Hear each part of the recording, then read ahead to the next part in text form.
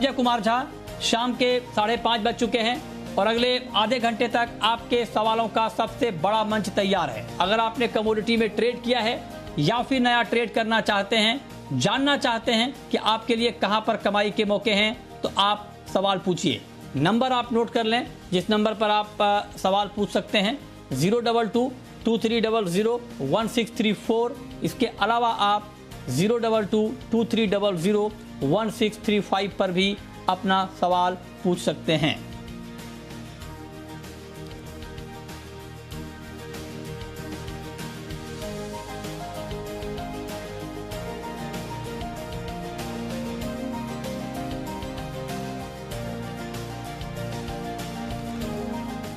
और आज हमारे साथ 3 खास मेहमान जुड़े हैं। हमारे साथ है राजीव कपूर, ट्रस्ट लाइन के कमोडिटी हेड, सुनंद सुब्रमण्यम है चॉइस ब्रोकिंग के, और RS शर्मा है पूर्व चेयरमैन ONGC के। आप तीनों का बहुत स्वागत है।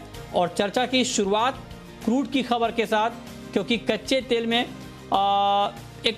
प्रॉफिट बुकिंग यहाँ पर दिख रही है। 2.5 साल की ऊंचाई को छूने के बाद क्रूड का मार्केट थोड़ा नीचे आया है और $76 के स्तर को छूने के बाद थोड़ी प्रॉफिट बुकिंग आई है। इस वक्त ब्रेंट का भाव $75 प्रति बैरल के करीब है और WTI क्रूड का भाव $73 के नीचे है। हल्की कमजोरी यहां पर भी दिख रही है और MCX पर भाव 5400 के करीब है, 0.5% नीचे।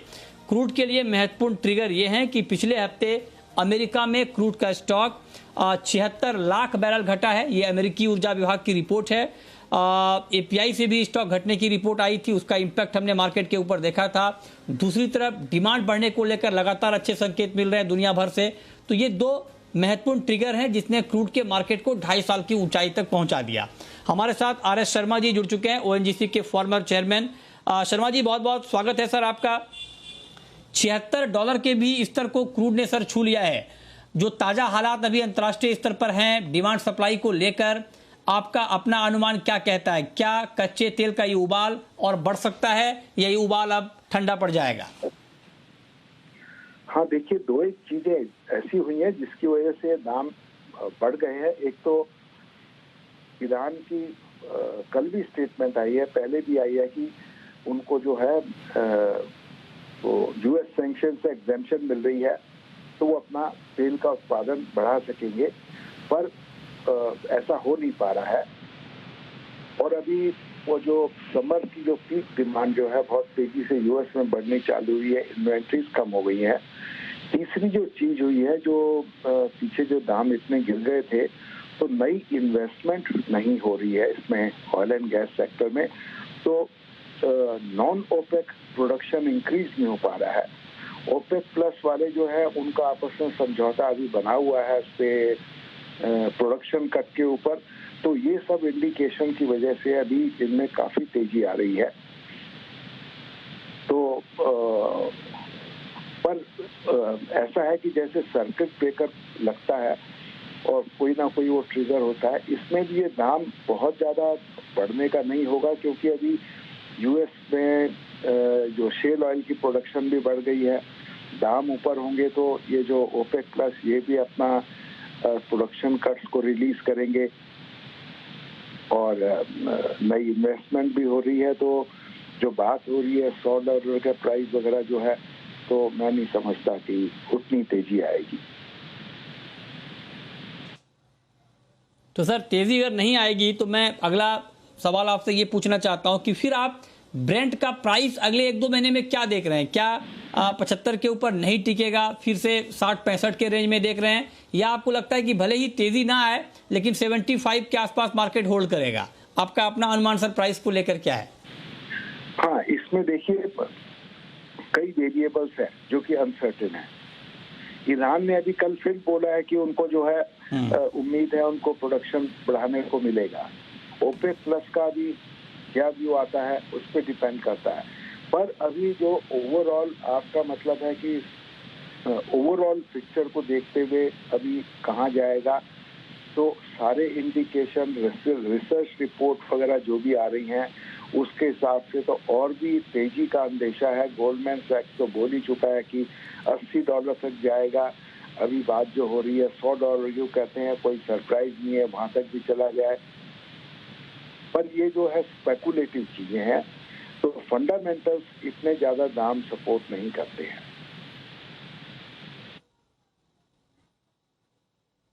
अच्छा, ठीक है। तो आप कह रहे हैं कि फंडामेंटल बहुत सपोर्टिव नहीं है क्रूड के, इस पर आप नज़र रख सकते हैं। बहुत शुक्रिया शर्मा जी आपका हमारे साथ जुड़ने के लिए और क्रूड पर डिटेल में बात करने के लिए। लेकिन अब सवाल यह है कि ट्रेडिंग क्रूड में कैसे की जाए, और ये जानना बहुत ज़रूरी है। तो बताएं सुनंद, मैं आपसे पूछना चाहता हूं पहले कि क्या क्रूड में अभी आज के लिए बिकवाली का ट्रेड लेना चाहिए, शॉर्ट करना चाहिए? देखिए, अगर क्रूड की बात करो तो क्रूड में ओवरऑल ट्रेंड अभी भी बुलिश है टेक्निकल पर्सपेक्टिव से, और मार्केट में थोड़ा सा ये करेक्शन दायरे में आपके साथ भी सहमति रखता हूं। और बात करें WTI में भी काफ़ी अच्छा करेक्शन देखने को मिला है। एक अच्छा बाय एंड डिप अपॉर्चुनिटी देखने को मिल सकता है, जिसकी वजह से पुल बैक भी देखने को आ सकता है। WTI क्रूड की बात करो तो पोजिशनल बेसिस में हम फिर से 74 का लेवल्स टच करते हुए देख सकते हैं आने वाले दिनों में या फिर अगले हफ्ते तक। और M6 क्रूड प्राइसेस की बात करें 5400 के लेवल्स में भी, करंट लेवल्स पे भी आप खरीदारी करके चल सकते हो। नियर टर्म या कल के ट्रेडिंग सेशन के लिए तक आप 5500 तक टारगेट रख के 5350 तक स्टॉप लॉस मेंटेन कर सकते हो। अगर कोई पोजीशनली बैठना चाहता है तो 5600 पे रख सकते हो। ये जो आज डाउनसाइड मूवमेंट देखने को मिला था, वो एक और फैक्टर है कि आज जो यूएस और ईरान में भी जो न्यूज़ आई है कि अभी तक उनके जो डील था वो कंफर्मेशन नहीं हुआ है न्यूक्लियर डील को लेके, और अभी भी उनके सैंक्शंस को लेटर पे प्रॉपर डिस्कशन पूरा नहीं हुआ है। तो आने वाले दिनों में उस पर कोई डेवलपमेंट देखने को मिलेगा तो फिर मार्केट में और पॉजिटिविटी देख सकते हैं। तो ओवरऑल ट्रेंड आज प्रॉफिट बुकिंग के दायरे से buy and dips current levels पे भी कर सकते हो। अच्छा, ठीक है। तो आप कह रहे हैं कि बाय ऑन डिप्स। राजीव जी, आप एग्री करते हैं क्या? आपको भी लगता है कि जो गिरावट आई है कच्चे तेल में इस वक्त, ये बाइंग का एक अच्छा मौका है? गुड इवनिंग मृत्युंजय जी। बिल्कुल सुनंद जी ने जैसा कहा, हमारा भी बिल्कुल वैसा ही इसमें पॉइंट ऑफ व्यू है। अभी ऐसा लगता है कि बाजार इतना बड़ी तेजी के बाद एक थोड़ा सा पॉज ले रहा है, और इस पॉज के दौरान जो एक करेक्शन हमें देखने को मिली है करीबन 125-150 पॉइंट की, एक मौका है जिसमें हम पोजीशंस ऐड कर सकते हैं बाई साइड में। 5380 का स्तर रहेगा हमारे हिसाब से बाय के लिए, और स्टॉप लॉस मेंटेन करना है मृत्युंजय जी 5340 रुपए का। और हमें लगता है वापस बाजार 5480-5500 के स्तर को टच कर सकता है। और जब तक बाजार मृत्युंजय जी 5300 के स्तर के नीचे क्लोजिंग बेसिस पे क्लोज नहीं करता, तब तक इसका देखिए मृत्युंजय जी बहुत छोटे टर्म का ट्रेंड भी डाउनवर्ड नहीं दिखता है हमें। अगर 5300 के नीचे बाजार बंद होगा तो उस परिस्थिति में भी बाजार जो है बहुत बड़ी गिरावट नहीं दिखाएगा। उस परिस्थिति में भी फिर हमें लगता है कि 5200 फिर से एक अहम सपोर्ट की तरह रोल प्ले करेगा। बट अभी आज के ट्रेडिंग स्ट्रेटेजी के लिए तो 5380 एक अच्छा स्तर है खरीदारी के लिए, 5340 के स्टॉप लॉस से, 5480 से 5500 के टारगेट के लिए। ठीक है, चलिए अब हम शुरू करते हैं सवाल और जवाब। पहला सवाल है राधा गुप्ता का, MP से हैं हमारे साथ। पूछिए राधा जी। हेलो सर, मुझे ये जानना था कि अभी गोल्ड या सिल्वर में किसमें इन्वेस्ट करना ज्यादा अच्छा रहेगा और किस भाव में खरीदना चाहिए मुझे, और मतलब कि जो 10-15 दिन तक में मतलब मेरा अच्छा प्रॉफिट हो जाए जिसमें। बताइए सुनंद जी, गोल्ड और सिल्वर में जो अभी प्राइस है, क्या ये बाइंग का प्राइस है? MCX पर गोल्ड इस वक्त करीब करीब 70 रुपए ऊपर है, और सिल्वर में भी एक रेंज का ट्रेड हम देख पा रहे हैं, मामूली बढ़त के साथ ट्रेड हो रहा है। क्या किया जाए गोल्ड और सिल्वर में? बात अगर गोल्ड की करें तो गोल्ड का trend long term positional basis में तो पॉजिटिव में अभी भी हो मार्केट में। और अगर मैडम अगर पोजिशनल बेसिस 15-20 डेज या 1 मंथ तक होल्डिंग पीरियड के लिए रखना चाहते हो तो बेशक आप 47,000 के लेवल्स में भी एंट्री कर सकते हो, और 48,000 तक आप एक महीने के अंदर आप टारगेट अपसाइड रख सकते हो। मेरा ये कंसर्न है कि गोल्ड में एक्सट्रीम बुलिशनेस सिर्फ एक फैक्टर से कैपिंग हो सकता है कि इनकेस यूएस का जो इकोनॉमिक डेटा आने वाले दिनों में काफ़ी पॉजिटिव रहा तो वहाँ पे एक साइड पे कैपिंग हो सकता है। तो वो एक क्रिटिकल फैक्टर में ध्यान रखते हुए और यूएस का इन्फ्लेशन डेटा को ध्यान रखते हुए पोजिशनल बेसिस पे पॉजिटिव मोमेंटम दिखाई दे रहा है गोल्ड में। बात अगर सिल्वर की करें तो सिल्वर में भी ट्रेंड पॉजिटिव ही है और सिल्वर के ट्रेंड तो ओवरऑल में भी पॉजिटिव देखने को मिल सकता है। तो 67,800 के आसपास थोड़ा सा डिप के आसपास आप खरीदारी कर लीजिए। मैं डिप इसलिए कह रहा हूँ सिल्वर में क्योंकि सिल्वर एक ऐसा कमोडिटी बहुत रोलर कोस्टर राइड मूवमेंट देता है, जिसकी वजह से डिप में बाइंग करना अच्छा रहेगा। अपसाइड टारगेट में आप रख सकते हो 69,000 तक और स्टॉप लॉस आप रख सकते हो 67,400 के। तो मैं दोनों कमोडिटीज में 15 to 20 डेज या 1 मंथ तक के लिए बाय रिकमेंडेशन दूंगा। ठीक है, अगला सवाल है प्रिया का, एमपी से हैं हमारे साथ, पूछिए। सर, चना मैंने 5150 में खरीदा है और सोयाबीन 7000 में खरीदा है, अब इसमें क्या करना चाहिए? चना 5150 और सोयाबीन 7000, बताइए सुनंद जी। देखिए, अगर चने की बात करें तो चने में बेशक आप बिना चिंता रह के होल्ड कीजिए। एक तो क्या है, मार्केट इज करंटली एक एमएसपी लेवल्स के आसपास ट्रेड हो रहा है और अभी जैसे लॉकडाउन ओपन अप हुआ है वहाँ पे मार्केट में काफ़ी स्ट्रॉन्ग पॉजिटिव मोमेंटम देख सकते मिल सकता है। और दूसरी बात है, नाफेड और स्टेट गवर्नमेंट्स प्रोक्योरमेंट चालू किया है जिसके वजह से मार्केट में सपोर्ट मिल सकता है। तो आप पोजिशनल बेसिस पे होल्ड कर लीजिए। 5,400 5,500 तक भी अपसाइड मोमेंटम देख सकते हैं, जहाँ वहाँ तक आप प्रॉफिट बुकिंग करा सकते हो। बात अगर सोयाबीन की करें तो सोयाबीन का ट्रेंड में भी थोड़ा सा नेगेटिविटी मुझे ज़्यादा दिखाई दे रहा है। हालांकि सोया तेल के मार्केट के साथ साथ भी थोड़ा मोमेंटम देखता ही है, लेकिन सोयाबीन का ओवरऑल फंडामेंटल्स देखेंगे तो इस साल का एकरेज का डेटा एक्सपेक्टेड है ज़्यादा होने का और मानसून के पॉजिटिविटी की वजह से मंदी देख सकते हैं। तो मेरा रिकमेंडेशन है कि सोयाबीन से आप हट जाइए, एक स्टॉप लॉस मेंटेन करते हुए 6650 के आसपास वहाँ पे स्टॉप लॉस मेंटेन करके एग्जिट कर लीजिए और चने में बने रहिए। ठीक है, अगला सवाल है योगेश का। योगेश हमारे साथ जुड़ रहे हैं, पूछिए योगेश जी। सर नमस्ते। हेलो हेलो नमस्कार, पूछिए। सर हाँ। नमस्ते सर, ये सुन रहा हूँ सर, पूछें। हाँ, 1256 रुपए में मैंने रिफाइंड खरीदा है, इसमें रुकना चाहिए या इसको निकाल लेना चाहिए? अच्छा, 1270 पर आपने रिफाइंड सोया ऑयल खरीदा है 56 और हालांकि बहुत ज़्यादा उठापटक हमने, अच्छा 56 पे खरीदा है, ओके।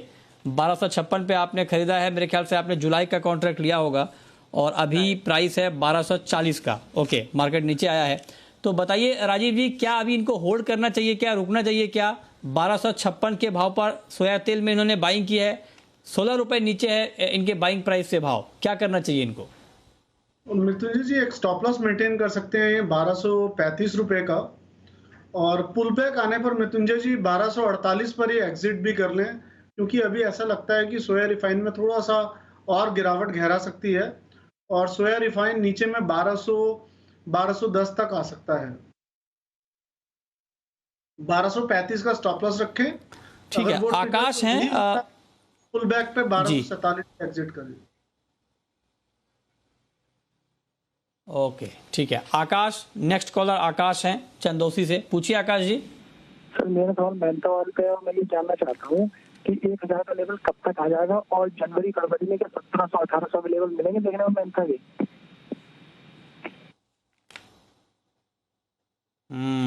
मेंथा पर क्या व्यू है आपका सुनंद? क्या अभी कुछ बड़ी तेजी की संभावना आपको मेंथा में दिख रही है क्या?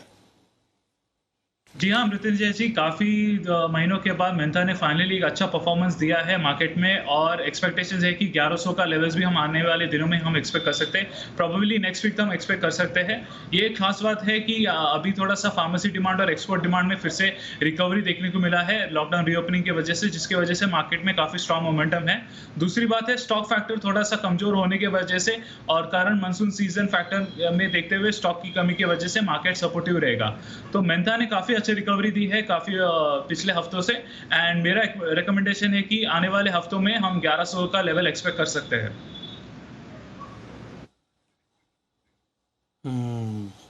ठीक है, तो ये राय हो गई आपकी मेंथा के ऊपर।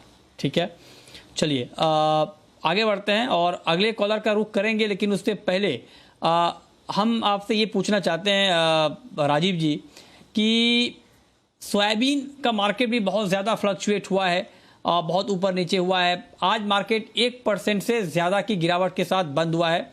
सोयाबीन का अगस्त का वायदा और जुलाई वायदे में भी 0.5% से ज़्यादा की कमजोरी दिखी है। तो सोयाबीन का प्राइस आउटलुक आपका क्या है?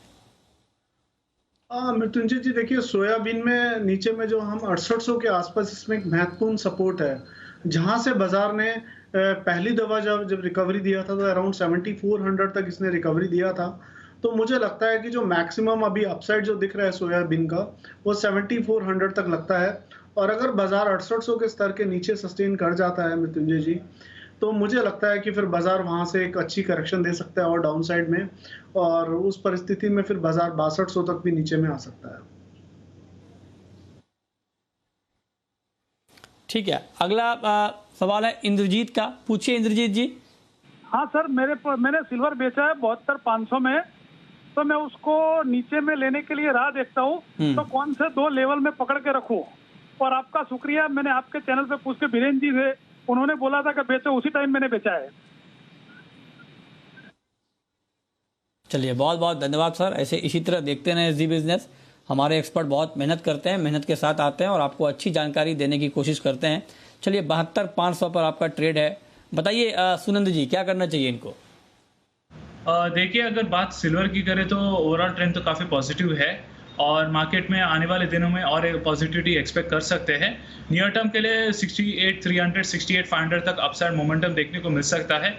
और अगर वहाँ के जो क्लाइंट जो है पोजिशनल बेसिस पे बैठना चाहते हैं तो 69,70,000 हम अगले महीने में एक्सपेक्ट कर सकते हैं। तो ओवरऑल ट्रेंड पॉजिटिव है। मैं रिकमेंड करूँगा बाइंग पोजिशन में बने रहे। ठीक है, सुनील हैं हमारे साथ जयपुर से। पूछिए सुनील जी। सर, मैंने गोल्ड बाय किया है 2 लोट 43,050 में। कहाँ का स्टॉप लॉस रखूं, टारगेट कहाँ का रखूं? 47,050 पे आपने बाई किया है? हाँ सर, 2 लोट चलेगा। ओके, ठीक है। तो 47,050 पे आपकी बाइंग है। अभी मार्केट है 47,130। ठीक है, आप अभी फायदे में ही हैं। तो राजीव जी, क्या सुझाव, किस टारगेट तक के लिए होल्ड कर सकते हैं? स्टॉप लॉस कहां पर लगाएं? मृत्युंजय जी, गोल्ड का बाजार जैसे दायरे में है तो 47,250 47,300 का इनको लक्ष्य रखना चाहिए। तो मेरी एडवाइस रहेगी अराउंड 47,250 पे अपना प्रॉफिट बुक कर ले बाय पोजीशन पे। और हमने अभी स्टॉप लॉस में देखिए 46,900 के नीचे दिया है, आई थिंक 46,700 का दिया है। तो अभी स्टॉप लॉस को थोड़ा ट्रेल कर लें और 46,950 का स्टॉप लॉस मेंटेन करें। 47,250 के टारगेट तक के लिए वेट करें। ठीक है, हीरा लाल हैं हमारे साथ राजस्थान से। पूछिए हीरा लाल जी। हमारे पास सिल्वर है, सिल्वर से क्या करना सर? हमारे को अगले महीने की मतलब अगस्त की हुई है सिल्वर में। जी।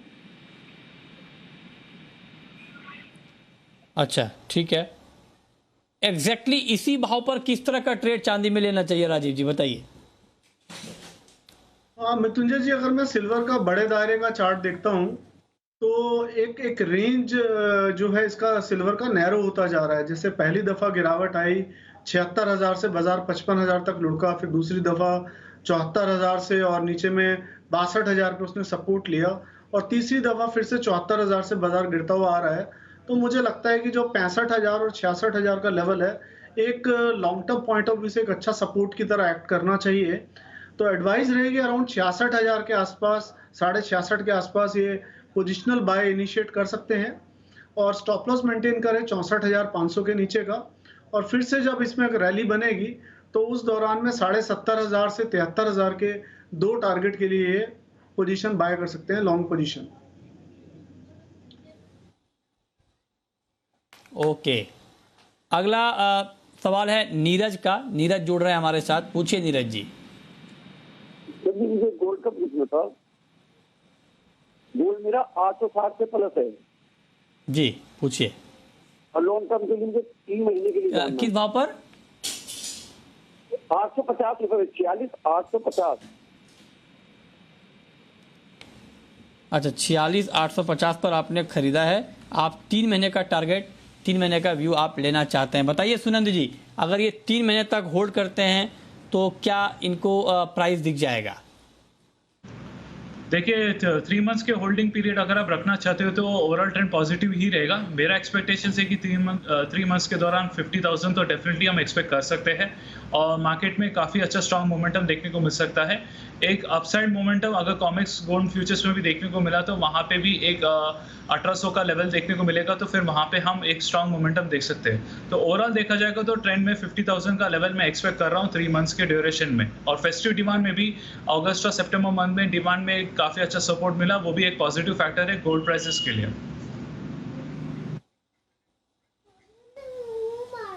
ओके, ठीक है। अगला सवाल है हवा सिंह जी का। पूछिए सिंह साहब। सर नमस्कार सर।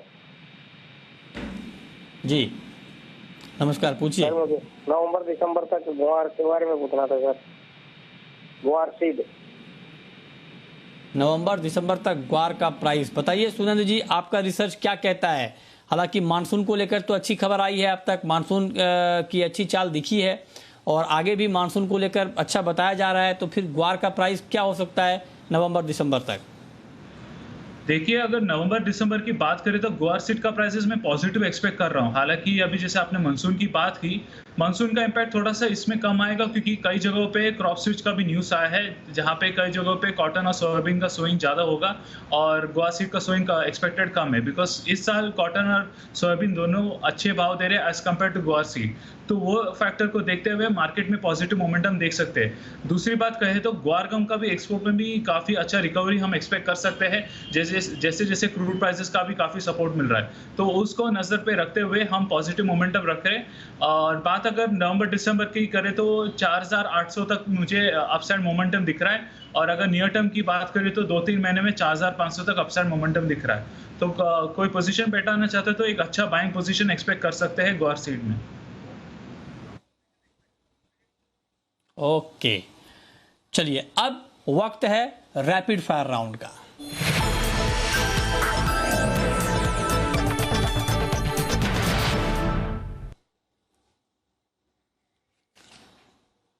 राजीव जी, आपकी पहली रैपिड फायर कॉल।